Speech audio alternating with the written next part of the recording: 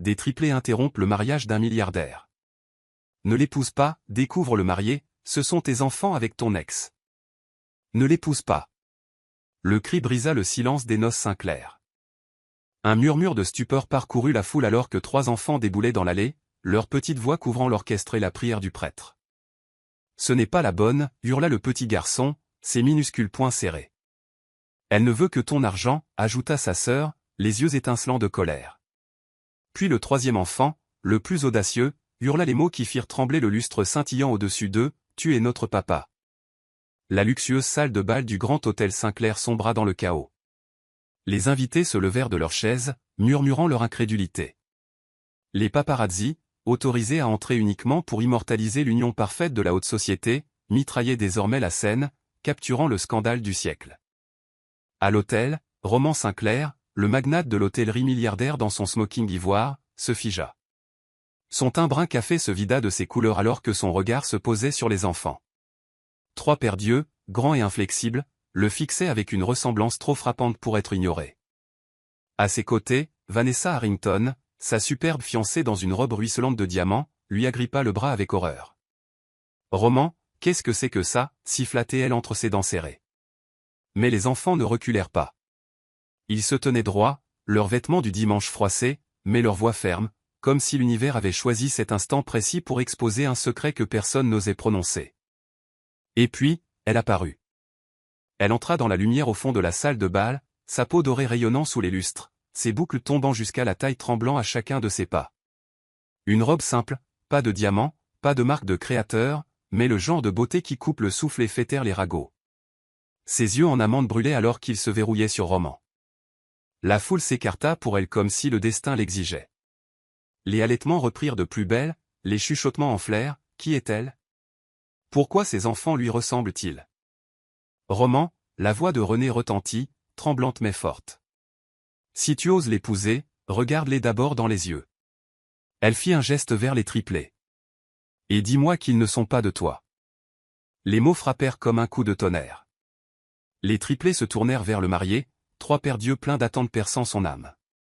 Le souffle de Roman se coupa, sa poitrine se souleva sous le poids de la vérité. En eux, il voyait des échos de lui-même.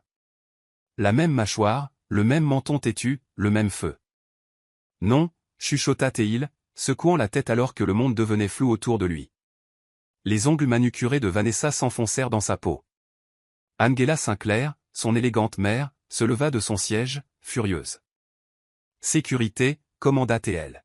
« Faites-les sortir, c'est de la diffamation. » Mais Roman ne bougea pas, ne put bouger. Son empire, sa réputation, sa vie soigneusement arrangée, tout vacillait au bord de l'effondrement. Et pour la première fois depuis des années, il était face à face avec la femme qu'il avait abandonnée et les enfants dont il ignorait l'existence.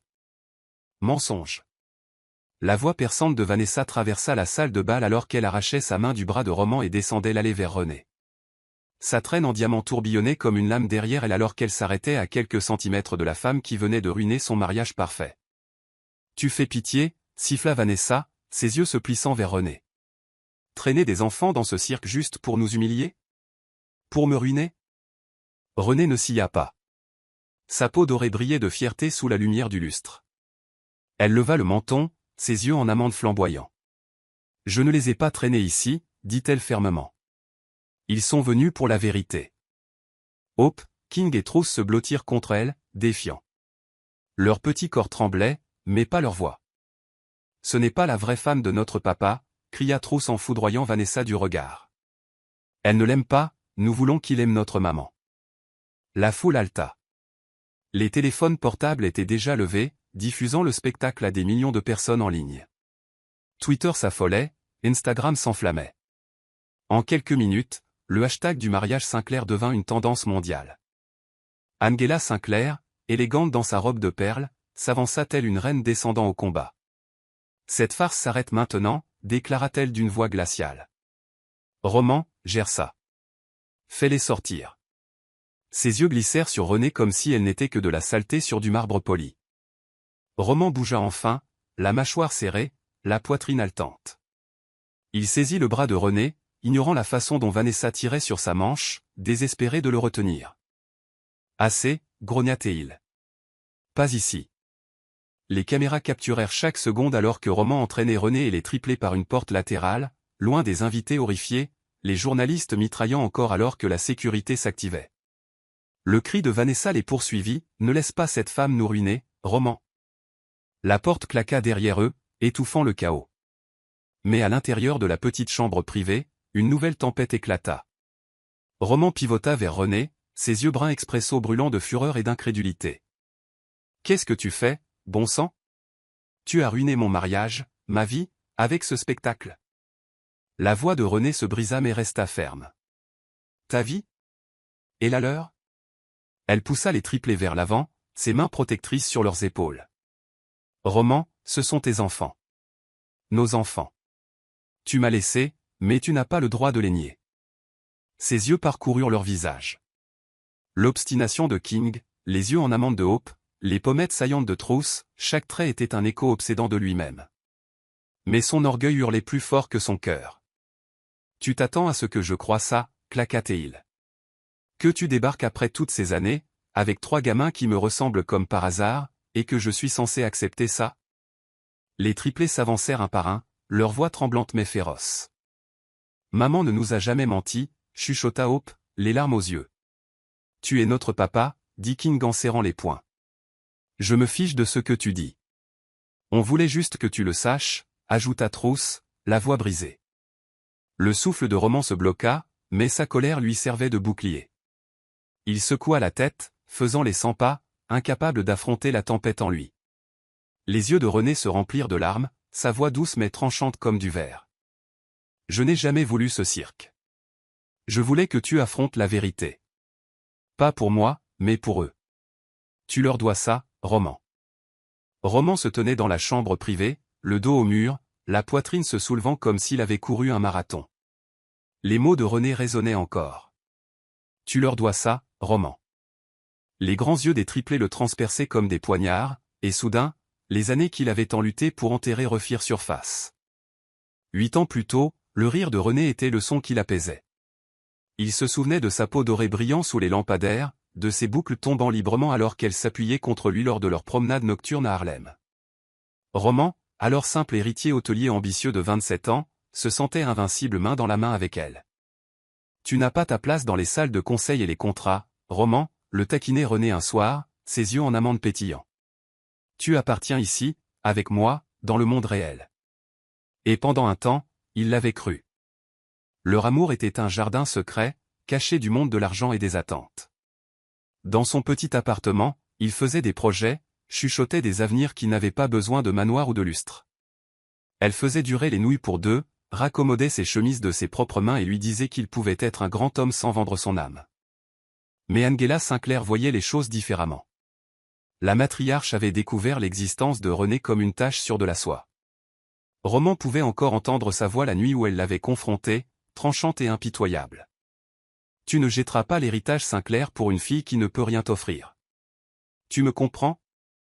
Son collier de perles brillait contre sa peau ébène alors qu'elle le dominait, chaque centimètre d'elle étant une reine habituée à l'obéissance. « Ce n'est pas juste une fille, elle est, » avait essayé Roman, mais Angela l'avait coupé. « Elle est en dessous de toi. Si tu la choisis, tu choisis la pauvreté, et la pauvreté te détruira. » Il se souvenait de l'ultimatum, quitter René ou être coupé de la fortune Sinclair, l'empire même qu'il avait été formé pour hériter. Il avait choisi la richesse. Ou peut-être, alors que la culpabilité le rongeait, avait-il choisi la peur. Pour René, cette nuit-là fut le début de l'exil. Roman avait disparu sans explication, la laissant dans le froid, avec rien d'autre que les morceaux de son cœur. Quelques jours plus tard, elle découvrit qu'elle était enceinte. Pas d'un enfant, mais de 3. Elle se souvenait de la panique, des mains tremblantes serrant une échographie, du poids de 3 minuscules cœurs battant en elle. Seule, elle travailla 2 emplois, sautant souvent des repas pour que les triplés ne manquent de rien. Le docteur Lennox Carrington avait été son ancre. Ce médecin grand aux yeux doux, un ami de longue date de son quartier, resta à ses côtés quand personne d'autre ne le fit. Il fut là pendant la maladie, les factures d'hôpital, les nuits où elle s'effondrait. Calmement, patiemment, il devint le second parent des triplés en tout sauf en nom, bien que le cœur de René s'accrochât obstinément à l'homme qui l'avait abandonné. « René, tu mérites mieux, » lui avait dit Lennox d'innombrables fois, sa voix pleine d'un amour tacite. Mais elle ne le laissait jamais finir sa phrase, car au fond, elle se demandait encore si Roman pensait à elle.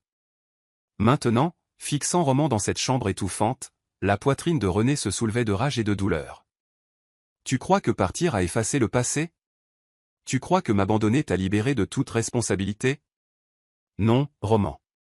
Pendant que tu bâtissais ton empire, je bâtissais notre famille. » Les triplés serraient ses mains, leurs yeux le brûlant du poids de l'innocence et de la vérité. La gorge de Roman se serra. Il se souvenait de ses nuits avec René, de la chaleur de son rire, des promesses chuchotées. Et il se souvenait de la nuit où il lui avait tourné le dos, regardant sa silhouette disparaître dans l'ombre, parce que sa mère l'avait exigé. Mais devant lui ne se tenait pas la jeune femme qu'il avait laissée derrière lui. C'était une mère qui avait survécu à la tempête sans lui. Roman déglutit difficilement, déchiré entre la culpabilité et l'orgueil.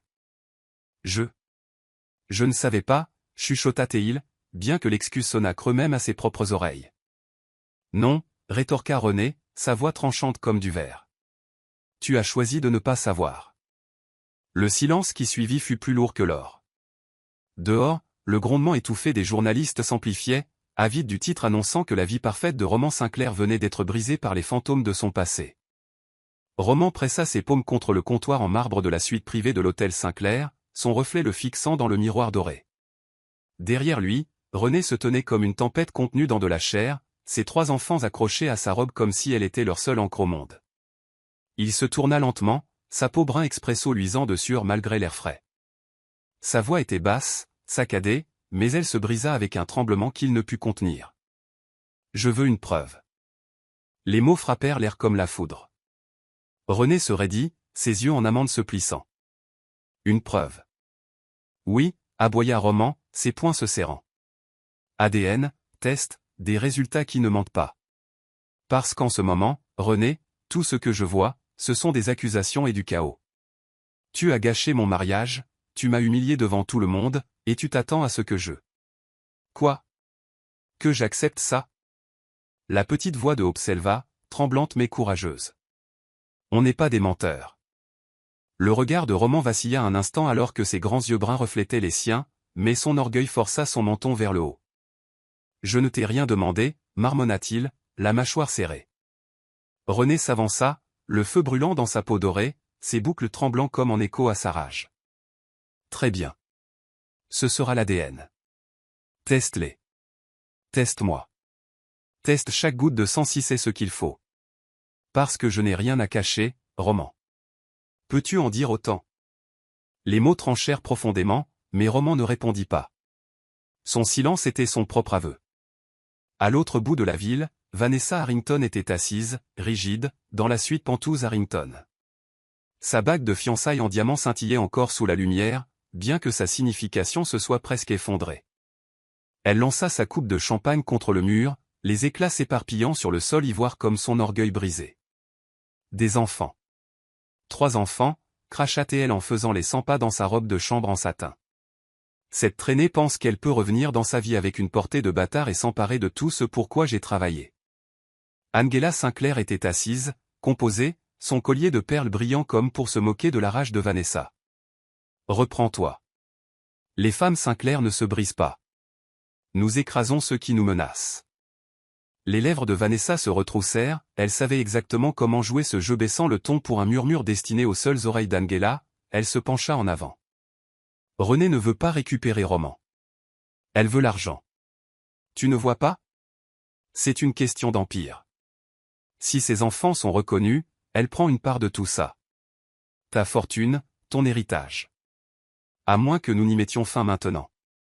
Les yeux d'Angela, vifs et calculateurs, se plissèrent. Alors nous devons lui faire regretter d'avoir jamais mis les pieds dans cette salle de bal.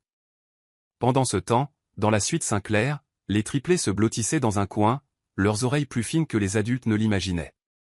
La voix de Roman portait comme le tonnerre. Je ne peux pas simplement les accepter. Tu réalises ce que cela fait à ma réputation? Mes investisseurs?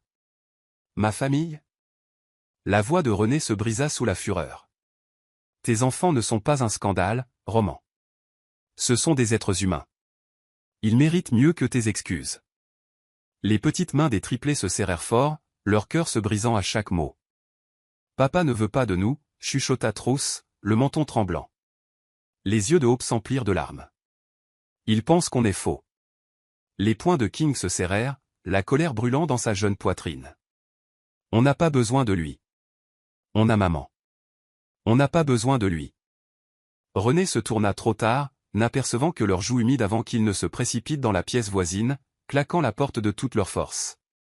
Roman grimaça au bruit, la poitrine serrée, mais l'orgueil bloqua ses mots dans sa gorge. Plus tard dans la soirée, René était assise à sa petite table de cuisine à Harlem, ses enfants endormis dans leur chambre commune, leur reniflement s'estompant dans la nuit. Elle se frotta les tempes alors que le poids du monde l'écrasait. On frappa à la porte, un coup régulier, familier. Elle n'eut pas besoin de demander qui c'était. Le docteur Lennox Carrington entra, grand et large d'épaules, sa peau brun noix captant la lueur chaude de son unique lampe. Ses yeux s'adoucirent dès qu'il la vit. « J'ai entendu parler du mariage », dit-il en posant sa sacoche médicale sur le comptoir. La moitié de la ville a entendu, lâcha René dans un rire amer. Il hocha la tête. Ça ne s'arrêtera pas paparazzi, tabloïd, blogueur. Ils vont se régaler, et Roman les laissera faire. Il fera tout ce qu'il peut pour protéger son empire, même si cela signifie te traîner en enfer. Ses yeux s'embuèrent, mais sa mâchoire resta ferme. Je devais le faire, Lennox. Ils méritent de savoir qui est leur père. Lennox s'approcha, le regard stable, plein d'un amour qu'il portait depuis des années. Et il mérite un père qui veut d'eux. Ne laisse pas Roman te blesser encore, René. Tu as à peine survécu à lui une fois. Ne le laisse pas te détruire maintenant. Ses lèvres tremblèrent. Elle voulait s'appuyer sur lui, s'abandonner à sa présence inébranlable, mais son cœur battait encore enchaîné à l'homme qui l'avait abandonné. Je dois me battre, chuchota T.L. Le lendemain matin, René se réveilla dans le chaos. Son vieux téléphone vibrait sans arrêt. Texto, appel, notifications s'empilant comme une avalanche. Elle le saisit et se figea devant les titres clignotants sur tous les médias. Mariage Sinclair interrompu par des triplés secrets. Le marié milliardaire accusé d'avoir abandonné ses enfants. René Sinclair dit-elle la vérité? Scandale au sein de l'Empire Sinclair, qui sont les enfants mystères? Sur Instagram, des extraits des cris des enfants étaient devenus viraux. TikTok repassait leurs mots en boucle sur une musique dramatique. Des mèmes se moquaient déjà du visage horrifié de Vanessa. René fit défiler, l'estomac noué, jusqu'à voir une vidéo de King criant « Elle ne veut que ton argent », avec des milliers de commentaires l'encourageant. Son téléphone vibra encore. Lennox appelait. « Ne sors pas de chez toi », avertit sa voix lorsqu'elle répondit. « Ils sont dehors. » Journaliste, photographe. « Tu es dans la tempête maintenant. » René tira le rideau et son souffle se coupa. Un essaim de caméras clignotantes remplissait la rue en contrebas. Des voix criaient son nom, les noms des enfants. Les voisins jetaient un coup d'œil à travers les stores, murmurant. Son monde, autrefois petit et privé, avait explosé en spectacle. Et quelque part dans sa tour de verre, Roman Sinclair regardait aussi. Le scandale menaçait désormais tout ce qu'il avait construit. Il ferma ses stores, mais aucune quantité d'acier ou de richesse ne pouvait bloquer la vérité qui frappait à sa porte. Roman avait exigé des preuves. Maintenant, le monde entier les exigeait aussi. L'enveloppe blanche trônait sur le bureau en acajou de Roman Sinclair comme une arme chargée. Pendant des heures, il l'avait fixée. Sa peau brun expresso tendue par la tension. Finalement, d'une main tremblante, il l'ouvrit. Ses yeux scannèrent les mots. Probabilité de paternité, 99,9%. Son souffle se coupa. Il s'effondra dans son fauteuil en cuir. Il n'y avait plus de doute. Hope, King et Trousse étaient les siens. Son sang. Roman pressa ses paumes contre ses yeux. Le souvenir de leur petit visage, ses mâchoires têtues, ses yeux en amande, brûlait dans son esprit. Il avait essayé d'enterrer René, d'enterrer le passé, mais le destin était revenu rugir vengeance. La porte de la suite s'ouvrit sans avertissement. Vanessa Harrington entra, suivie d'Angela. « Eh bien, » exigea Vanessa. « As-tu les résultats? Sommes-nous débarrassés de cette absurdité ?» Roman fourra l'enveloppe dans un tiroir. « Les résultats ne sont pas encore arrivés. » Angela plissa les yeux, sentant le mensonge. Tu en es certain? J'ai dit qu'ils n'étaient pas arrivés, répondit sèchement Roman. Et jusqu'à ce qu'ils arrivent, nous ne dirons rien à personne. Vanessa sourit froidement. Bien. Parce que plus ça traîne, plus les gens pensent qu'elle n'est qu'une intrigante. Et je compte bien m'assurer que le monde la voit ainsi. Le regard de Roman vacilla, mais il ne dit rien. La vérité restait cachée dans son bureau, le damnant silencieusement. Plus tard dans la journée, René fit irruption dans son bureau, non invité. Tu as eu les résultats, accusa-t-elle. Ne me regarde pas dans les yeux en me disant que tu ne connais pas la vérité. Dis-le, Roman. Dis qu'ils sont à toi. Son silence fut une réponse suffisante. Alors reconnais-les publiquement. Ils méritent de savoir que tu es fier d'eux. Tu ne comprends pas ce qui est en jeu, dit-il, la mâchoire serrée. Ce qui est en jeu, coupa-t-elle amèrement. Tes actions? Ton empire? Pendant ce temps, 3 enfants pleurent pour s'endormir chaque soir en se demandant pourquoi leur père ne veut pas d'eux. C'est ça qui est en jeu, Roman. Ces mots le transpercèrent, mais l'orgueil et la peur retenaient sa langue. Ce soir-là, Roman quitta le bureau tard. Dans le garage privé, il se figea. Hope, King et Truss étaient là, attendant. René n'était nulle part. Qui vous a laissé, commença Roman, mais Hope le coupa. Pourquoi tu ne nous aimes pas, demanda-t-elle, sa petite voix tremblante. Roman se figea. Tu nous as regardé droit dans les yeux, accusa King, au mariage, et tu as agi comme si on n'était rien. Truss s'avança. Tu sais ce que ça fait de voir maman pleurer tous les soirs à cause de toi? D'être la risée de l'école parce que notre propre père n'admet pas qu'on est à lui. La gorge de Roman se noua. Il voulait leur dire la vérité, que les tests prouvaient ce que son cœur savait déjà, qu'il avait été lâche. Mais les mots restèrent bloqués. Rentrez chez vous, chuchota-t-il d'une voix rauque. S'il vous plaît, rentrez juste chez vous. Leurs visages s'effondrèrent. Sans un mot de plus, ils tournèrent les talons et s'éloignèrent, leurs petits pas résonnant comme un jugement dans le garage caverneux. Roman resta seul, suffocant dans son silence. Les jours suivants furent une guerre médiatique orchestrée par Vanessa. Renée Sinclair, de fille de ménage à manipulatrice. Dette, scandale, le vrai visage de René. René regardait les nouvelles, horrifié. Même à l'école, les triplés subissaient les moqueries. Ta mère est une menteuse, leur avait lancé un enfant cruel. Ce soir-là, ne pouvant faire taire sa culpabilité, Roman se rendit à Harlem. Il entra dans le petit appartement usé et, pour la première fois, vit la vérité. Le papier peint décollé, les dessins au crayon, les livres d'école éparpillés. Et les triplés endormis sur le canapé. C'est ce que j'ai construit sans toi, dit René, la voix brisée. Ne les regarde pas comme s'ils étaient un fardeau. Ils sont la seule raison pour laquelle j'ai survécu. Pars, à moins que tu ne sois ici pour être leur père. Pars. Roman tourna les talons, le cœur battant à tout rompre. Il réalisa que les fondations de sa vie étaient plus fragiles que les murs de ce minuscule appartement. Poussé par Vanessa et sa mère, Roman prit une décision désespérée. Demande la garde, avait murmuré Vanessa. Prends-les lui. Élève-les comme des Sinclair. De cette façon, tu l'as fait taire. Quand René reçut la convocation pour la garde, elle manqua de s'effondrer. Il voulait lui prendre ses enfants? Après 8 ans d'absence? Cette nuit-là, les triplés entendirent leur mère pleurer au téléphone avec Lennox. Il veut nous enlever à maman, chuchota Hope. On ne la quittera jamais, dit King. Alors on partira les premiers, décida Truss. Le lendemain matin, René trouva leur lit vide. Une fenêtre ouverte. Ils sont partis, hurla-t-elle au téléphone. Roman arriva, les papiers de la garde à la main, pour trouver une mère dévastée. Ils se sont enfuis. Ils pensent que tu essaies de me les enlever. Pour la première fois, l'arrogance de Roman vola en éclats. Ensemble, ils cherchèrent sous la pluie battante. Ils les trouvèrent finalement, blottis dans un dîner vide, trempés et effrayés. Maman, cria Hope. Roman tomba à genoux près d'eux. Je suis désolé, chuchota Théil, les larmes se mêlant à la pluie sur son visage. Je suis tellement désolé. Tu le penses vraiment cette fois, demanda Truss. Où tu choisis encore l'argent? Pas d'argent, pas d'empire, rien dans ce monde ne compte plus que vous. Ce soir-là, dans le dîner, une famille brisée commença à se ressouder. Mais la guerre n'était pas finie.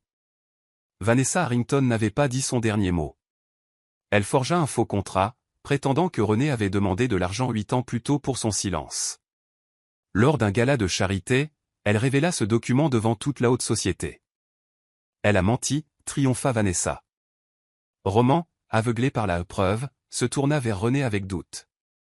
Dis-moi la vérité. As-tu signé ça? C'est un faux, pleura René. Mais voyant le doute dans les yeux de l'homme qu'elle aimait, elle partit, le cœur brisé une nouvelle fois. Cependant, la vérité finit toujours par éclater. L'investigateur privé de Vanessa, rongé par la culpabilité, avoua tout à Roman. Le contrat était un faux. Roman, dévasté par sa propre stupidité, confronta sa mère et Vanessa. Puis, il se rendit chez René, non pas en milliardaire, mais en homme repentant. Il supplia pour une dernière chance. Prouve-le, lui dit René. Devant le monde entier. Comme tu m'as brisé devant le monde entier. Et c'est ce qu'il fit. Lors de la grande conférence de presse censée célébrer son mariage imminent avec Vanessa, Roman prit le micro.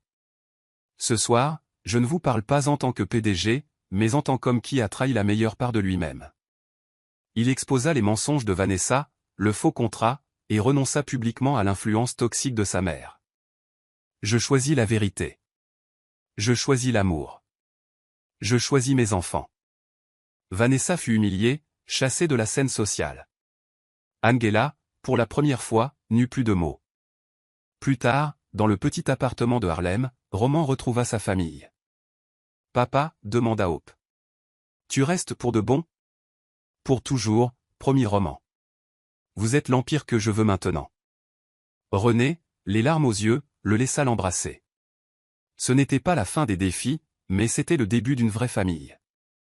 Voici la fin de la saison. Si j'ai pu illuminer votre journée, commentez Monsieur Hope, you are the best.